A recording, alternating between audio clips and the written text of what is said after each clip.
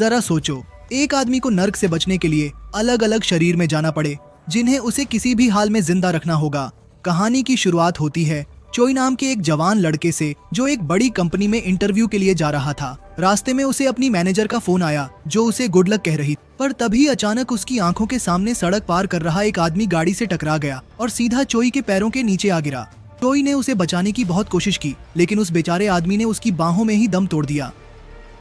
इस घटना से चोई को इतना गहरा सदमा लगा कि इंटरव्यू में वह आसान से सवालों का जवाब भी नहीं दे सका, और सीधी सी बात है कि उसे नौकरी भी नहीं मिली। फिर अगले 7 साल तक चोई काम ही ढूंढता रहा। उसने कभी मजदूरी, कभी वेटर बना और कभी टैक्सी चलाकर अपना जैसे तैसे कर्ज चुकाया। उधर उसके दोस्तों ने अच्छी अच्छी नौकरियां करके परिवार तक बसा लिए। इधर हजारों रेज्यूमे भेजने के बाद भी चोई को अच्छी नौकरी नहीं मिल रही थी। इसी तरह वक्त गुजरता रहा, लेकिन उसकी जिंदगी में कोई बदलाव नहीं आया। फिर एक दिन उसे उसी कंपनी में दोबारा इंटरव्यू के लिए बुलाया गया, जहां वह 7 साल पहले गया था। जब मैनेजर ने देखा कि वो इतने साल से लगातार अलग अलग छोटे मोटे काम करके गुजारा कर रहा है, तो वो चोई की लगन से काफी प्रभावित हुआ। यह देखकर एक बार फिर चोई की उम्मीद जाग गई, लेकिन फिर थोड़ी देर बाद ही उसे खबर मिली कि जिस कंपनी में उसने पैसे इन्वेस्ट किए थे वो तो ठप हो गई है और उसका सारा पैसा डूब गया। यह सुनकर वो गुस्से से भर गया और सीधा इन्वेस्टर के घर जाकर गुस्से में उसका दरवाजा तोड़ने लगा। तभी पड़ोसियों ने उस पर पुलिस बुलवा दी। बेचारे चोई की जिंदगी में कुछ भी अच्छा नहीं हो रहा था। अब चोई हताश होकर अपनी मंगेतर जेनी के घर गया, तो उसने देखा कि वो किसी दूसरे आदमी की महंगी गाड़ी से उतर रही थी। जब जेनी ने चोई को देखा तो उसने चोई की मदद करने के लिए उसे कुछ पैसे दिए, लेकिन चोई ने उससे नाराज होकर कहा कि वो उसे भूल जाए, क्योंकि वो नहीं चाहता कि जेनी अपनी जिंदगी एक नाकाम इंसान के साथ बिताए। फिर जब चोई वापस अपने घर पहुंचा तो उसने देखा कि उसका सारा सामान दरवाजे के बाहर पड़ा था। असल में मकान मालिक ने किराया न देने की वजह से उस घर से निकाल दिया था। फिर अगली सुबह चोई को उसी कंपनी का मैसेज आया कि वो नौकरी के लिए भी सिलेक्ट नहीं हुआ। इस बात से तो चोई बेचारा पागल ही हो गया और उसे समझ नहीं आ रहा था कि अब क्या करें। वो सीधा उस बिल्डिंग की छत पर पहुंचा और सोचने लगा कि जिस दिन से वो आदमी उसके हाथों में मरा है, उसी दिन से उसकी जिंदगी बद से बदतर होती जा रही है। अब चोई के मन में मौत का भी कोई डर नहीं था। उसने एक कदम आगे बढ़ाया और चारों ओर अंधेरा छा गया। होश में आने के बाद चोई ने अपनी आंखों से पट्टी हटाई। उसने देखा कि वो एक एयरप्लेन में बैठा हुआ था। फिर उसने मॉनिटर पर देखा कि यह चेहरा उसका नहीं था, बल्कि वह किसी और के शरीर में आ गया था। तभी एक लड़की उसके सामने आई और उसका आखिरी खत पढ़ने लगी। उसने कहा कि चोई अब मर चुका है, लेकिन उसका यह मानना था कि मर जाने से इंसान के हिस्से का दर्द खत्म नहीं हो जाता। इसके बाद वो चोई को एक ऐसी जगह ले गई जहां वह असल में तकलीफ महसूस कर सके। इस वक्त वो दोनों एक ऊंचे टावर पर थे, जहां नीचे से दर्दनाक चीखने चिल्लाने की आवाजें आ रही थी। उसने बताया कि वह मौत की देवी है और वह चोई को अपनी मौत का फैसला खुद करने के जुर्म में सजा देने आई है। इसके बाद उसने चोहे को नीचे फेंक दिया और वह सीधा वैशी जानवरों से भरे एक दलदल में जा गिरा। चोई ने चीखते हुए इन राक्षसों का सामना किया और अचानक से वो वापस एयरप्लेन के कैबिन में पहुंच गया। फिर मौत की देवी हेल ने कहा कि अब सजा के तौर पर उसे 12 लोगों के जिस्म में जाकर 12 बार मरना होगा। अगर वह नर्क से बचना चाहता है तो उसे इन 12 मौकों में से किसी एक में जिंदा बचने की कोशिश करनी होगी। इससे पहले कि चोई कुछ कहता, हेल गायब हो गई। तभी अचानक प्लेन का इंजन बुरी तरह हिलने लगा, तो चोई ने डर के मारे लाइफ जैकेट पहन ली, जबकि फ्लाइट अटेंडेंट ने उसे समझाया कि यह सिर्फ टर्बुलेंस है। खैर, जल्द ही सब कुछ ठीक हो गया। चोई प्लेन में घूमा तो उसे इतनी महंगी चीजें देखकर काफी हैरानी हुई। तभी अचानक एक चमकती हुई चीज उसके सामने आई, जो उस शख्स की यादों और काबिलियत से भरी हुई थी, जिसके जिस्म में वह अब जी रहा है। तब चोई को पता चला कि जिस कंपनी में वह इतने सालों से नौकरी करना चाहता था, अब वो उसी कंपनी के मालिक के दूसरे बेटे के शरीर में है। उसने सोचा अब तो वह अपनी जिंदगी इस दौलत के साथ आराम से गुजार सकता है, इसीलिए उसने ऐसे ही जीने का फैसला किया। लेकिन तभी अचानक प्लेन का इंजन फट गया। चोई ने अपनी सीट पर जाकर सीट बेल्ट लगाई, मगर अचानक प्लेन में जबरदस्त धमाका हुआ और चोई आग में झुलस कर मारा गया। इसके बाद जब उसकी आंख खुली तो वो चोई के रूप में एक चमकदार दरवाजे के सामने बैठा था, जो सीधा नर्क की तरफ जाता था। वहीं मौत की देवी हेल एक टेबल पर बैठकर एक बंदूक में गोलियां लोड कर रही थी, जिसकी मदद से वो उसे बार बार मारकर दूसरे जिस्म में भेजती। मगर चोई को इस खेल के रूल्स ही समझ नहीं आ रहे थे। उसने कहा कि अगर वो हर बार भयानक मौत ही मरने वाला है तो वो जिंदा कैसे बचेगा। मगर हेल ने कहा कि ये तुम्हारी सिरदर्दी है, मेरी नहीं। फिर वो चोई को नर्क की सैर पर ले गई, जहां चारों ओर धधकती आग जल रही थी और हर तरफ से चीखने चिल्लाने की आवाजें। फिर हेल ने कहा कि उसकी गलती यही है कि इससे पहले मौत उस तक पहुंचती, वो खुद ही मौत के पास पहुंच गया, इसीलिए अब सजा तो भुगतनी होगी। फिर हेल ने उसे गोली मार दी और अचानक चॉय ने देखा कि वह आसमान से नीचे गिर रहा। तभी वो चमकता पत्थर उसके दिमाग में घुसा तो उसे पता चला कि वो बेहद खतरनाक स्टंट्स करने वाले एक आदमी के शरीर में आ गया था। इस वक्त वो बिना पैराशूट के आसमान से कूदने का स्टंट कर रहा था जिसे दुनिया भर के लोग देख रहे थे। अगर वो जिंदा बच गया तो स्पॉन्सर उस आदमी की काबिलियत देखकर चॉय को लगा कि शायद वो ये स्टंट कर पाएगा, लेकिन वो नेट में गिरने के बजाय कहीं दूर जा टकराया और उसी वक्त उसकी मौत हो गई। जब उसकी आंखें खुली तो वो फिर नर्क के द्वार पर था। वो बहुत गुस्से में था क्योंकि उसे अपनी जान बचाने का मौका तक नहीं मिला था। मैं तो हवा में पैदा हुआ हूँ। जॉय ने बताया कि उसकी असली जिंदगी में सिवाय दूहक के कुछ दिखाई नहीं। वो एक गरीब घर में पैदा हुआ, कभी उसे अच्छी नौकरी नहीं मिली और तो और उसने अपनी मंगेतर को भी खो दिया। लेकिन इससे हेल को कोई फर्क नहीं पड़ा और उसने फिर से चॉय पर बंदूक चला दी। इस बार चॉय किसी स्कूली लड़ेजके के शरीर। उसने देखा कि एक लड़ेज का उस स्टंट परफॉर्मर का वीडियो देखकर उसके मौत पर हंस रहा था। उसी समय एक चमकता पत्थर उसके दिमाग में घुसा और उसे पता चला कि उसके पिता की मृत्यु हो गई है और वह अपनी माँ के साथ रहता है जो दिन रात मेहनत करती है, पर उसे स्कूल जाना बिल्कुल पसंद नहीं क्योंकि कुछ शरारती एक दिन पिटने के बाद वो इतना हताश हो गया कि उसने कुछ गलत कर लिया। अब चॉय मरने से पहले उसके शरीर में आ गया था। उसने सोचा कि अगर वो इस बार बच गया तो उसे नर्क में नहीं जाना पड़ेगा और वो एक नई जिंदगी की शुरुआत कर सकता है। लेकिन तभी जेम्स नाम के एक लड़के ने उसे फिर परेशान करना शुरू कर दिया। तब चॉय ने गुस्से में कुर्सी उठाकर उसे सबक सिखाना चाहा, पर जेम्स के साथियों ने उस पर हमला कर दिया और कोई उसकी मदद के लिए नहीं आया। बाद में चॉय ने सोचा कि बचने के लिए उसे किसी ताकतवर लड़के का सहारा लेना होगा। खैर, जब वह घर पहुंचा तो गरीबी की हालत देखकर उसे अपनी माँ की याद आ गई। जब वो उस लड़के की माँ के साथ खाना खा रहा था तो वो अपनी माँ की मजबूरियां याद करके रोने लगा। फिर शाम को उसे जेम्स का मैसेज आया जो उसे परेशान करके पैसे मांग रहा था। खैर, अगले दिन वो जेम्स के एक साथी से मिला तो उसने बताया कि जेम्स 11वीं क्लास के एक ताकतवर लड़के का दोस्त है और उसके दम पर ही वो सबको परेशान करता है। फिर लंच के दौरान जेम्स ने फिर चॉय को परेशान किया तो चॉय ने सबके सामने उसके सर पर नूडल्स गिरा दी। जेम्स ने गुस्से में अपने साथी को चॉय पर हमला करने को कहा, मगर उसने तो साफ इनकार कर दिया। असल में चॉय ने ही उसे बीच में आने से मना किया था क्योंकि अब वह सब कुछ खुद करने वाला था। उधर जेम्स 11वीं क्लास के लीडर टॉम से मदद मांगने गया तो टॉम अपनी गैंग के साथ चॉय को सबक सिखाने पहुंचा, लेकिन चॉय को देखते ही वह हैरान रह गया कि क्या जेम्स एक छोटे से लड़के से अकेला नहीं निपट सकता। इस पर जेम्स शर्मिंदा हो गया। जब टॉम ने चॉय पर हमला करने की कोशिश की तो वही जेम्स का साथी चॉय की मदद करने आगे आया। वही मामला खत्म हो गया और फिर चॉय ने ताकतवर बनने के लिए हर रोज कसरत शुरू कर दी। लेकिन जेम्स को उसके दोस्तों ने कुछ ज्यादा ही छेड़ दिया था कि ए पिद्दू से लड़के से पिट गया तू। और एक शाम उसे अकेला देखकर जेम्स ने एक पत्थर से उस पर हमला किया और उसकी जान ले ली।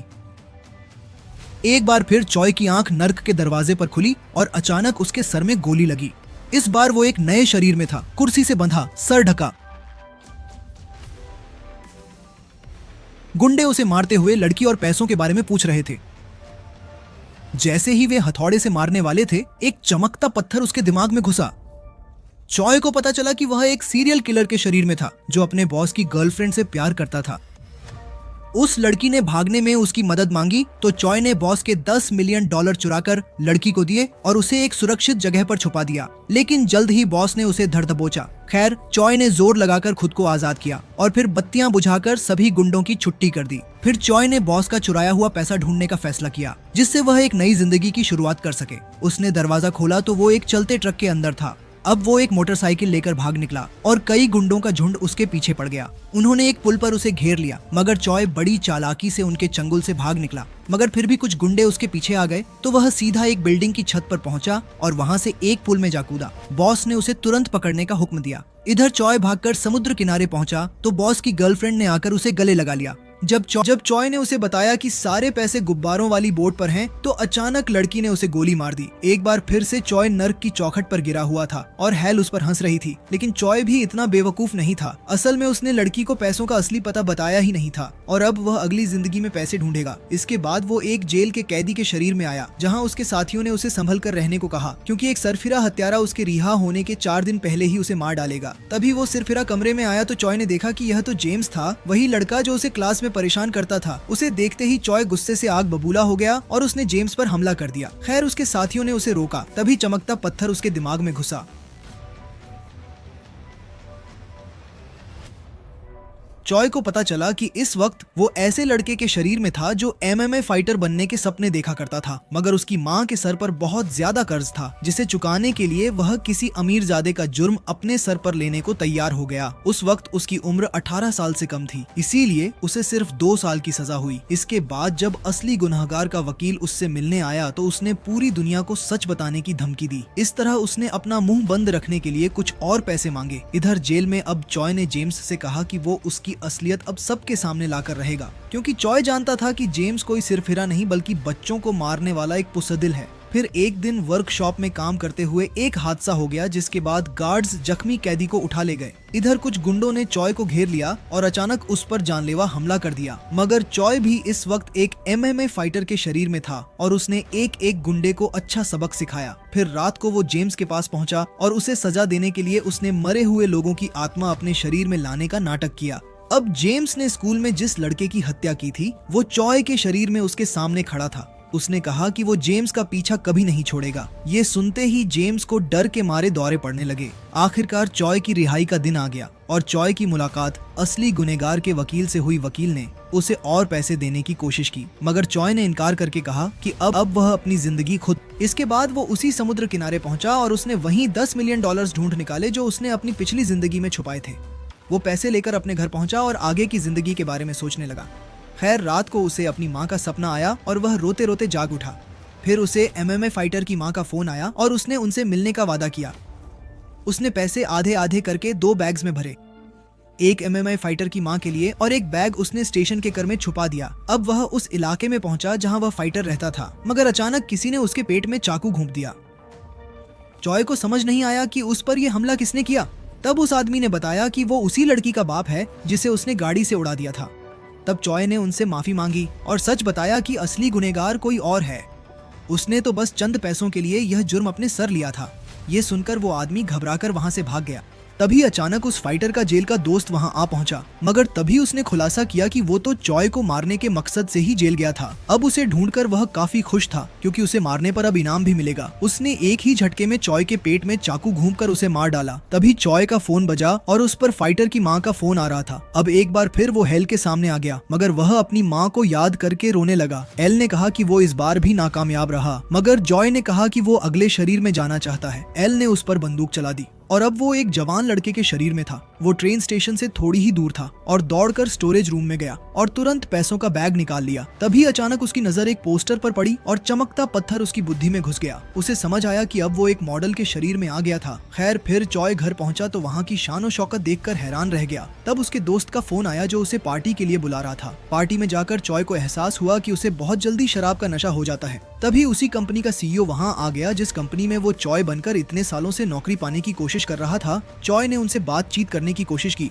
मगर जल्द ही वह नशे से बेहोश हो गया। अगली सुबह उसके बड़े भाई ने उसे उठाया तो उसकी आंख खुली। तब पता चला कि वो दोनों मिलकर एक कैफे चलाते हैं और आज उसके भाई के जाने के बाद उसे ही सारा काम संभालना था। आज वो वेटर का काम कर रहा था कि उसी वक्त जेनी उस कैफे में आई। जब वो चॉय के रूप में जिंदा था तो जेनी उसकी मंगेतर थी। उसे देखकर चॉय की धड़कनें बढ़ने लगी और उसे अपना प्यार याद आया। उसे याद आया कि कैसे वह पहली बार जेनी से मिला था। उस दिन जेनी की किताब के पन्ने उड़ गए थे तो चॉय ने उसकी मदद की थी। फिर उसे याद आया कि कैसे उसने जेनी को आगे बढ़ जाने को कहा था, क्योंकि उसके हिसाब से वो 1 नंबर का निठल्ला था। जब चॉय के भाई ने देखा कि चॉय जेनी को देखकर घबरा गया था तो उसने चॉय को बताया कि जेनी एक मशहूर राइटर है। चॉय ने तुरंत गूगल पर देखा कि जेनी के नॉवल को हाल ही में पुरस्कार मिला था। ये नॉवल उसके एक प्रेमी की कहानी के ऊपर था। जॉय ने तुरंत वो किताब ढूंढकर पढ़ी तो उसे समझ आया कि जेनी ने ये किताब चॉय और उसके साथ बिताए हसीन पलों के बारे में लिखी थी।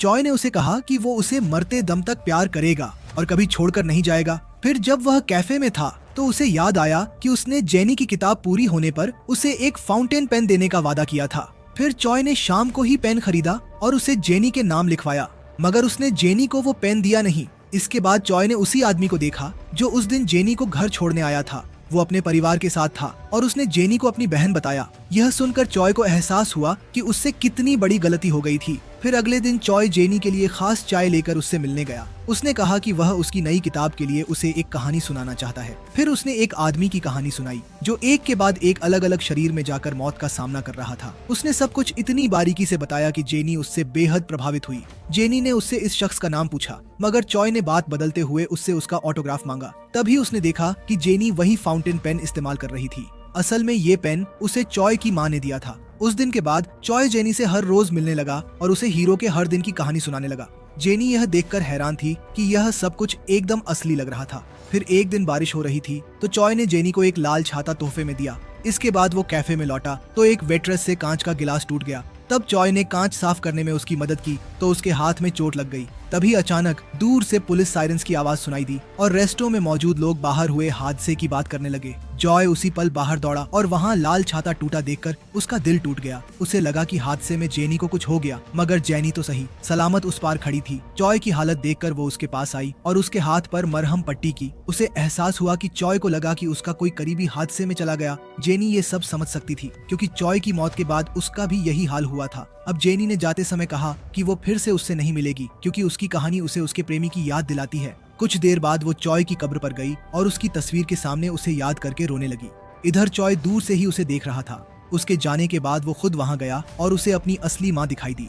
जब उसने उन्हें रोते हुए देखा तो वह खुद भी बाहर आकर फूट फूट कर रोने लगा और उनसे माफी की भीख मांगने लगा। बाद में उसने अपनी माँ को चॉय का दोस्त बनकर एक खत लिखा और उसे पैसों से भरे बैग में रखकर अपनी माँ के घर छोड़ आया। फिर अगले दिन वो जेनी से मिला तो उसे आगे की कहानी सुनाई। उसे सुनकर जेनी बेहद खुश थी और फिर चॉय उसे घर छोड़ने गया। रास्ते में जेनी ने कहा कि वो दुआ करेगी कि हीरो की कहानी का अंत अच्छा हो। तब उसे याद आया कि जब चॉय वेटर हुआ करता था तो जेनी ने उसे अपने दोस्तों से मिलवाया था। उसे फर्क नहीं पड़ता था कि चॉय एक वेटर है क्योंकि उसकी नजरों में चॉय की मेहनत सबसे बढ़कर थी। लेकिन चॉय तो यही सोचता रहा कि जेनी उसकी मौत से उभर जाएगी। खैर, अब चॉय को अपनी गलती का एहसास हुआ और उसने जेनी से तहे दिल से जाकर माफी मांगी। उसने कहा कि उसने हमेशा जेनी से ही प्यार किया है। फिर उसने जेनी को सब कुछ सच बता दिया कि वही असली चॉय है और उसके साथ जो कुछ भी हुआ वो एक कहानी नहीं बल्कि सच है। उसने वादा किया कि अब वो जेनी को छोड़कर कहीं नहीं जाने वाला। लेकिन तभी अचानक एक गाड़ी उसके सामने आ खड़ी हुई। उसमें उसी कंपनी का मालिक था जिसमें चॉय ने इंटरव्यू दिया था। और तब चॉय को एहसास हुआ कि जितनी बार भी वो अलग अलग शरीर में आया वो इस आदमी से किसी न किसी रूप में जरूर मिलता है। जब एयरप्लेन हादसा हुआ तो शायद उसमें इस आदमी का हाथ था। इस बार उसने जेनी पर गाड़ी चढ़ा दी और फिर चॉय को भी बेरहमी से मार डाला। कुछ ही समय में पुलिस ने वहां हुए हादसे के सारे सबूत मिटा दिए और इधर चॉय की आंख खुली तो वो फिर से नर्क के दरवाजे पर था। वो समझ गया कि हर बार उसके जिंदा ना बचने के पीछे उसी गाड़ी वाले आदमी का हाथ था। उसने गुस्से में आकर उसकी जान लेने की कसम खाई और फिर दौड़कर मौत की देवी हेल पर भी गोली चला दी। इसी के साथ ये कहानी खत्म होती है। जब अगला पार्ट आएगा तो उसकी भी वीडियो बना देंगे। तब तक के लिए बाय बाय। और अगर वीडियो पसंद आई तो सब्सक्राइब किए बिना मत जाना।